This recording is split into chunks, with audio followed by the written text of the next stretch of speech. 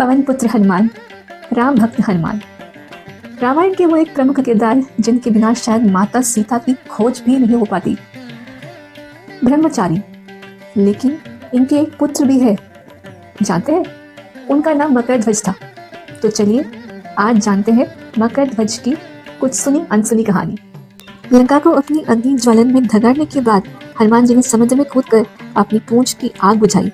इसी पाल में उनके दिव्य श्वेत का एक बूंद समुद्र में गिरा, जिससे एक अद्भुत जल जीव मकर एक दिव्य मछली ने निगल लिया।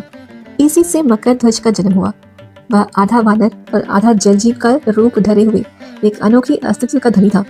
उस बच्चे को जल्द ही पाताल लोक के राजा रावण के भाई अहिरावण ने खोज निकाला। उसने मकरध्वज की अपार शक्ति को पहचान कर उसे अपना पुत्र समझकर पाला और एक शक्तिशाली योद्धा के रूप में तैयार किया। मकरध्वज को अधिकतर पाताल लोक के गरवान के रूप में दिखाया जाता है।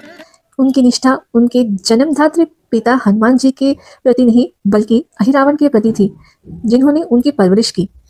स्कंद पुराण में मकरध्वज का एक महत्वपूर्ण वर्णन मिलता है। उसमें कहा गया है कि मकरध्वज अपार शक्तियों के साथ जन्मा था और कई युद्धों का वीर नायक था। हनुमान जी स्वयं शिव के अनुग्रह से जन्मे थे, इसलिए मकरध्वज का अंश भी दिव्य माना जाता है। वाल्मीकि रामायण के एक प्रसंग में अहिरावण चालाकी से श्री राम और लक्ष्मण को बंदी बनाकर पाताल लोक में ले जाते हैं और दरवाजे पर मकरध्वज को प्रहरी बना दिया जाता है। जब हनुमान उन्हें बचाने पाताल लोक पहुंचते हैं तो उनका सामना मकरध्वज से होता है, जो रूप और बल दोनों में हनुमान जी की प्रतिकृति का प्रतीक होता है। दोनों के बीच कठिन युद्ध होता है। युद्ध के बीच हनुमान जी इस आश्चर्य से भर जाते हैं कि यह युद्ध उनसे इतना मिलता जुलता कैसे है। अंत में सच्चाई सामने आती है और दोनों के बीच मेल मिलाप होता है।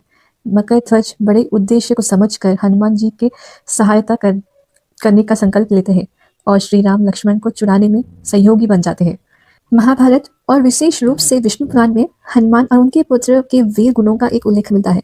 वह संस्कृत श्लोक इस प्रकार है: सत्यम धर्मम च रक्षस्व पितृभक्तम सदा स्मरा, अर्थात सत्य और धर्म की रक्षा करो और सदा अपने पिता की भक्ति को याद रखो। इस प्रकार मकरध्वज की कहानी रामायण के परिचित घटना चक्र से बाहर एक अनोखा और प्रेरणादायक अध्याय है, जो हनुमान जी के दिव्य स्वरूप और उनके अंश की विभूति को और गहराई देता है। दोस्तों, उम्मीद है आपको हमारा ये श्रृंखला रामायण के सूत्रधार अच्छा लगा। हमसे यूं ही जुड़े रहें रामायण के और भी लिपियों को जानने के लिए। जय श्री राम।